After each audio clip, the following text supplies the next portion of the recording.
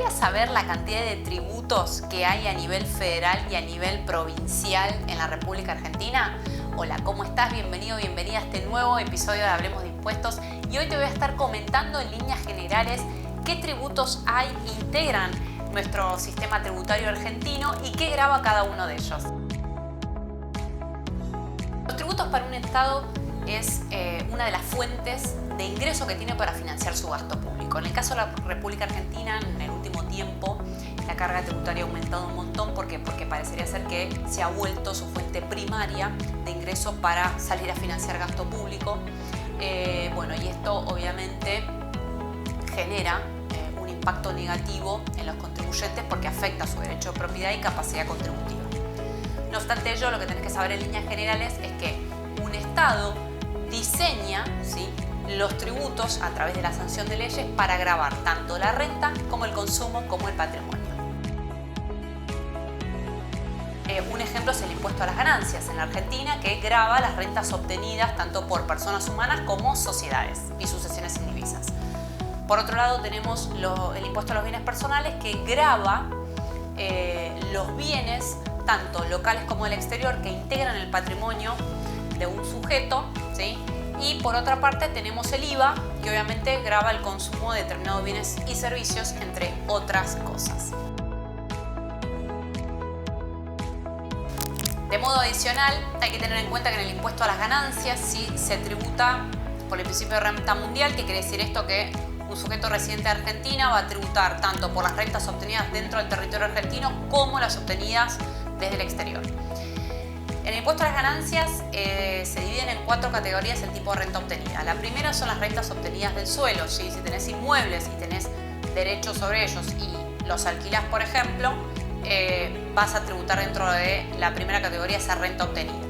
En la segunda categoría se declaran todas las rentas obtenidas por colocación de capital, ¿sí? ¿Qué quiere decir esto? Por ejemplo, títulos, bonos, acciones, pago de dividendos, y también pueden ser pago de regalías. En la tercera categoría se van a declarar las rentas de las sociedades, ¿sí? Y obviamente sociedad unipersonal. Acá aplica la teoría del balance, implica que cualquier tipo de ingreso está gravado. Y en la cuarta categoría se va a declarar las rentas obtenidas, ¿sí?, del trabajo, ¿sí?, ya sea en relación de dependencia o ejerciendo la profesión liberal como autónomo. Régimen de los recursos de la seguridad social, mediante el cual se tienen que ingresar aportes y contribuciones cuando tenés empleados en relación de dependencia, ¿sí? Los aportes se van a retener del recibo de haberes del trabajador y las contribuciones van a estar ingresadas a cargo del empleador. Básicamente estos son la jubilación, PAMI, ART, Fondo de Empleo, Obra Social.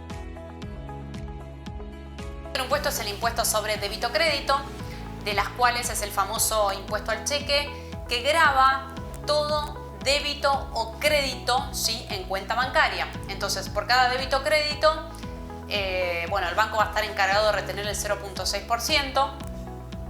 Imagínense, una sociedad o una persona que tiene tanto débitos como acreditaciones bancarias diarias, la cantidad de dinero que se recauda por este impuesto. Y de modo adicional hay que tener en cuenta que importante es que están exentas las cajas de ahorro, ¿sí?, las cuentas sueldo y también las cuentas que se cobren jubilaciones y pensiones. Impuestos internos. Este impuesto grava el consumo selectivo de determinados productos, como ser tabaco, cigarrillos, bebidas alcohólicas, bienes de lujo, bienes importados, seguros, telefonía celular, mediante las cuales, en el caso, por ejemplo, del tabaco, presenta una tributación agravada con el fin de desincentivar el consumo de este tipo de producto que resulta nocivo para la salud.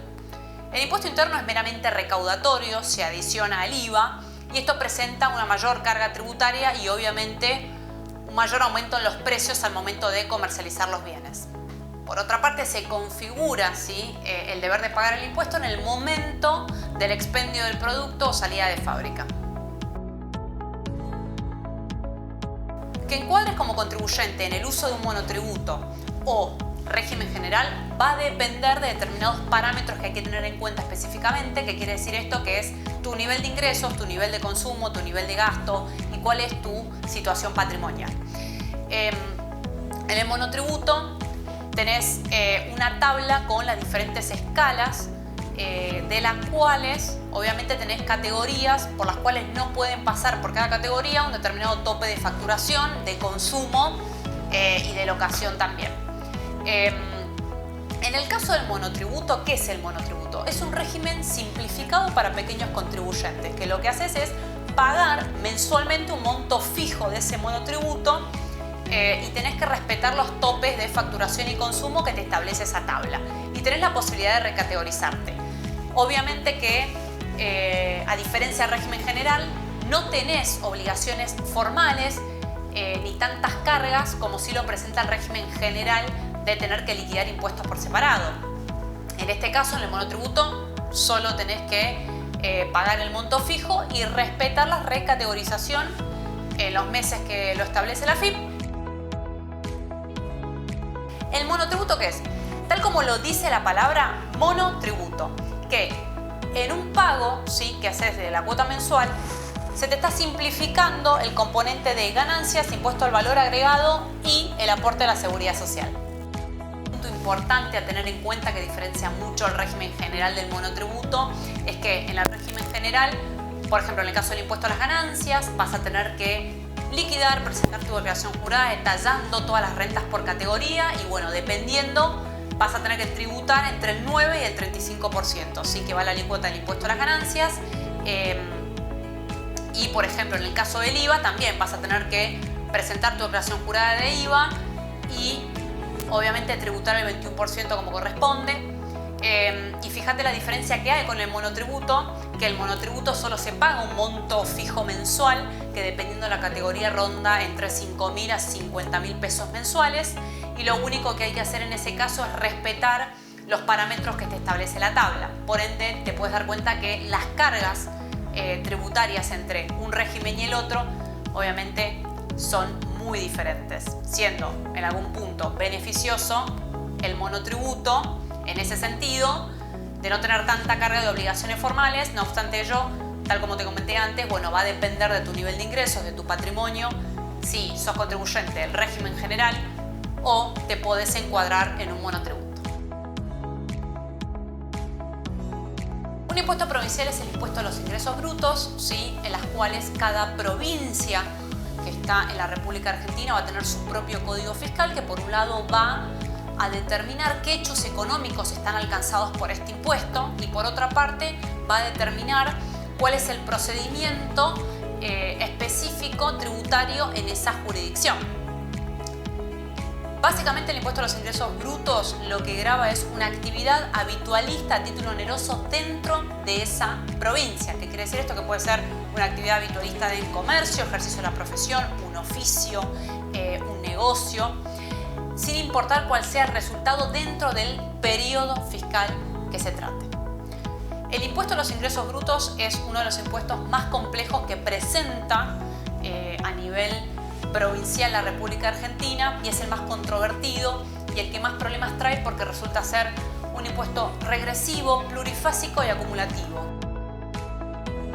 Ahora bien, ten en cuenta de que ¿qué pasa si sos un contribuyente que hace una venta de bienes y servicios a nivel nacional? Es decir, que no solo vendés en el lugar donde vos estás radicado, sino también vendés a muchas jurisdicciones al mismo tiempo, es decir, a muchas provincias. Bueno, en ese caso te vas a tener que dar de alta en lo que se llama el convenio multilateral, en las cuales vas a presentar tus liquidaciones impositivas a través del cifre web de la AFIP. ¿Qué quiere decir esto? Que lo que hace el convenio multilateral es una ley específica en las cuales se designa una distribución de base imponible, es decir, que vas a asignar ingresos y gastos dependiendo, ¿sí?, de cada provincia en las cuales hayas operado. Se hace una distribución a través del armado de coeficientes. El impuesto de sellos grava actos, ya sean celebrados por instrumentos públicos o privados, a título oneroso siempre que medie aceptación de las partes, ¿sí? ¿Qué quiere decir esto? Que tiene que revestir la calidad de un título jurídico para poder pagar el impuesto de sellos. Un ejemplo es una escritura, paga impuesto de sellos, o un contrato privado, también corresponde que pague impuesto de sellos porque tiene una instrumentación, está hecho ya sea por un instrumento público o privado, si en el caso de la escritura es público, en el caso de la celebración de un contrato es privada y corresponde que se pague impuesto de sellos porque hay una manifestación de aceptación de celebrar ese acto de las partes. ¿Qué pasa con la carta oferta? La carta oferta es un ejemplo en donde se ha dirimido por la jurisprudencia nacional, de las cuales no corresponde gravarla con el impuesto de sellos. ¿Por qué? Porque la carta oferta generalmente es enviar una oferta a la contraparte y la contraparte puede no aceptarla, ¿sí?, en forma íntegra, respondiéndola. Entonces, si no media aceptación, no configura un título jurídico, ¿sí?, entonces no hay un contrato. Por ende, está eximida del pago del impuesto de sellos. ¿Qué problema trae el impuesto de sellos? A veces es que las provincias suelen distorsionar, ¿sí?, la gravabilidad de los hechos en el impuesto. Un ejemplo es, hasta hace poco Cava grababa con impuesto de sellos los resúmenes de tarjeta de crédito, que a criterio profesional me parece que se excedió, digamos, del hecho imponible que está fijado en la ley, que determina cuándo se tiene que grabar un acto con el impuesto de sello. Y la tarjeta de crédito, el resumen de la tarjeta de crédito parecería ser que no reviste, digamos, las características específicas que determina la norma en cuestión.